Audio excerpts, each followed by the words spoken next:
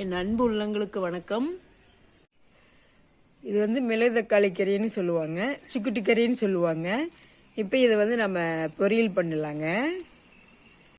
இந்த மிளகு தக்காளி கீரையை வந்து நான் நல்லா கட் பண்ணி தண்ணியில் போட்டு வச்சுருக்கிறேங்க. அதுக்கு ஒரே ஒரு ஒரு ஒரு மிளகாய், அப்புறம் சின்ன வெங்காயம் கொஞ்சம் கட் பண்ணி வச்சுருக்கிறேங்க. இப்போ இந்த பொரியல் செய்கிறது வந்து ரொம்ப ஈஸி தான், சிம்பிள். ஆனால் இந்த கீரை வந்து நீங்கள் எந்த சந்தையில் கிடைச்சாலும் சரி, மார்க்கெட்டில் கிடைச்சாலும் சரி, இல்லை தோட்டம் வச்சுருக்கிறதாலும் சரி, வாரத்தில் ஒரு நாள், அட்லீஸ்ட் ஒரு நாளாவது இந்த கீரை வந்து செய்யுங்க. வயிறு சம்பந்தப்பட்ட எந்த ஒரு இதாக இருந்தாலும், வாயிலிருந்து வயிறு வரலும் இருக்கிற புண்ணு அத்தனைக்குமே இது வந்து ரொம்ப சூப்பராக இருக்குங்க. ஒன்று சட்னி அரைச்சி சாப்பிட்லாம், அப்படி இல்லைன்னா பொரியலாக பண்ணி சாப்பிட்லாம். கட்டாயம் இதை வந்து நீங்கள் எடுத்துக்கங்க. எந்த வயிறு சம்மந்தப்பட்ட அத்தனைக்கும் இது ரொம்ப நல்லதுங்க. ஏன்னா இன்னும் உள்ளுறுப்புகள் வந்து நம்ம அல்சர் சொல்லிட்டு டாக்டர்கிட்ட போகிறோம்.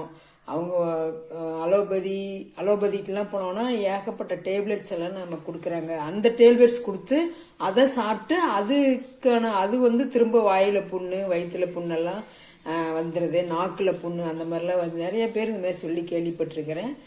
இந்த கீரை வந்து செய்யறது ரொம்ப ரொம்ப சிம்பிளுங்க. நீங்கள் கூட்டாகவும் செய்யலாம், அட்லீஸ்ட் நீங்கள் கூட்டா கூட செய்ய தேவையில்லை, ரொம்ப சிம்பிள். எப்படி செய்யலான்னு பார்க்கலாம் வாங்க. வயிறு புண்ணா இருந்துச்சுன்னா நல்லெண்ணெய் யூஸ் பண்ணிக்கோங்க. இப்போ நான் கடலெண்ணெய் யூஸ் பண்ணுறேன். எண்ணெய் காஞ்சிருச்சுங்க. கடலைப்பருப்பு, உளுத்தம்பருப்பு போட்டுக்கலாம். கொஞ்சம் கடுகும் போட்டுக்கலாங்க.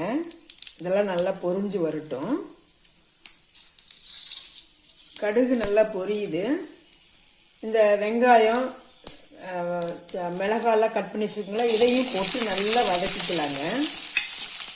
இது கூட ஒரு கொத்து கருவேப்பிலை போட்டு இது நல்லா வதக்கலாங்க.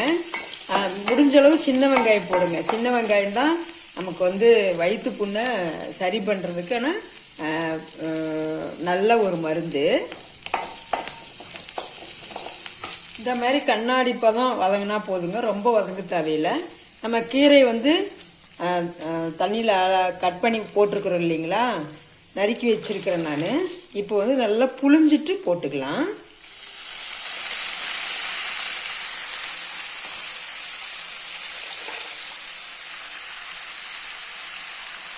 இது கூட கொஞ்சம் உப்பு போட்டு நல்லா வதக்கிக்கலாங்க. அப்போதான் டக்குன்னு வதங்கும் கீரை. ஒரு 2 நிமிஷம் நல்லா வதக்கிக்கலாங்க. அதுமாரி பார்த்தீங்கன்னா இந்த நம்ம கீரை அலசனம் பார்த்தீங்களா, அந்த தண்ணி வந்து நீங்கள் செடி வளர்த்துவீங்க இல்லைங்களா, அந்த செடிக்கு ஊற்றுங்க, ரொம்ப நல்லா வளருங்க. அதாவது நோய் இருந்தால் கூட சரியாயிரும். நம்ம கீரையை தண்ணியில் அலசி போட்டோம் இல்லைங்களா, அந்த கீரையில் இருக்கிற தண்ணியே நமக்கு இவ்வளோ தண்ணி வந்துருச்சுங்க. அதனால் இந்த தண்ணியே போதும். நம்ம இப்படியே நல்லா வேக விடலாம். ஒரு 10 நிமிஷம் நல்லா வேகட்டுங்க. ஒரு தட்டு போட்டு மூடிடலாம். இப்போ இந்த கீரை இதே கலர்லேயே பசுமையாக இருக்கிறதுக்கு நம்ம ஒரு சின்ன ஒரு டிப்ஸுங்க.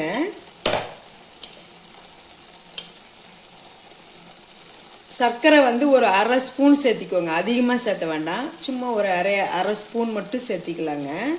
சேர்த்திக்கிட்டே இந்த கலர் வந்து இந்த கீரை கலர் வந்து கலர் சேஞ்ச் ஆகாது, இதே கலர்லேயே இருக்குங்க. நம்ம நல்லா ஒரு கிளறி விட்டு அப்படியே வேக விட்டுடலாம்.